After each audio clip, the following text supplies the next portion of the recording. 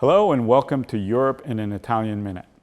Today we're going to talk about something that seems far removed from the European Union, certainly far removed from the treaties on the European Union, and that's education and education reform.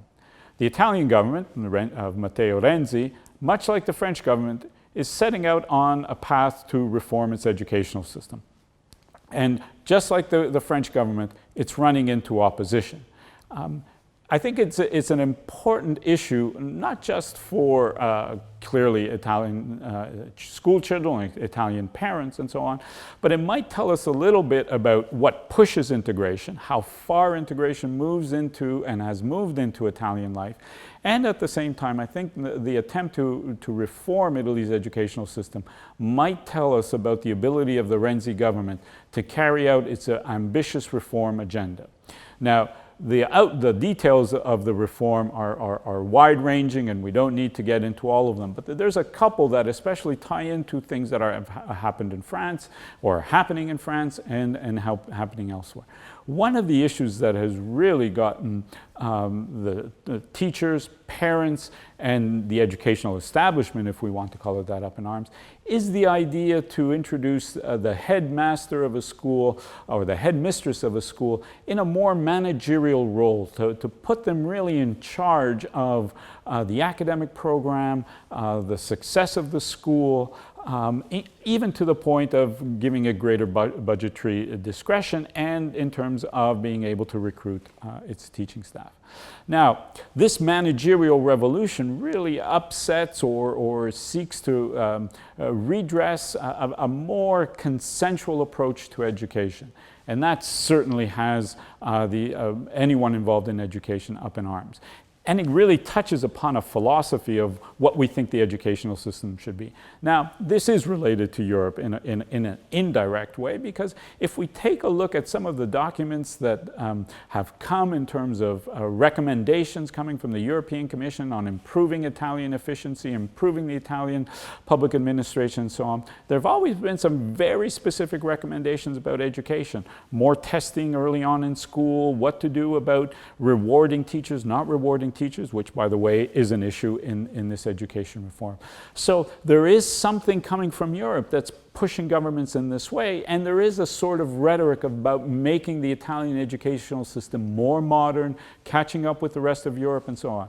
Now, some might argue that the Italian educational system doesn't need to do any of this, partly there's some bright spots in Italy's educational system. Italian early education has been a model worldwide for the longest time. Sure, it needs to be addressed, some issues need to be addressed, but maybe it's not doing so badly. But there is the sense that there's a push coming from outside and something needs to be done. Now, what does this mean in terms of what can education tell us about Italy's reform agenda and the ability of the Renzi government to carry it out? And here I think there is the sense that, that the Renzi government is taking on an issue to take on certain vested interests, if we can put that in quotation marks, in the education system, to prove that it is a reforming government, and to prove not even so much to Italians but also to those outside that if you can change education, you can pretty much change anything. Because education reform is something that every Italian government has talked about for over 40, if not longer years, and none have dared to touch with a 10-foot pole. It's explosive because it touches upon the concerns of parents, it touches upon teachers, it's trying to balance political considerations with pedagogical considerations and so on. So education is a really good test case for a government that wants to give out the image that it is decisive, that it has a plan and can do things. So irrespective of the content, here it's the action that might count. So it'll be very interesting to see over the next few months, especially in light of the sort of arresting of this momentum that the Renzi government had a year ago with the recent regional elections, and the sense that he doesn't have this big consensus behind him. It'll be interesting to see if he can push ahead with education reform, and not only if he pushes ahead, but how he does it. Does he push ahead in saying, this is our plan, you're with me or you're without me, and if you don't like it, we're going to the polls? Does he maybe open up a dialogue and with his social partners, teachers, parents, and so on? Now, just to remember that this plan has come after a really extensive consultation process using social media and so on, which the Renzi government is presenting as the new way of listening to society.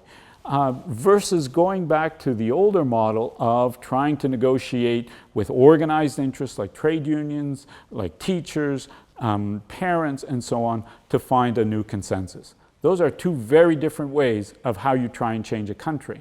When you touch education, you touch schools, you touch children, you're going to get a lot of attention. So it'll be an interesting test, and probably one that those who are attuned to trying to assess the ability of Italy to modernize its public administration will probably pay close attention.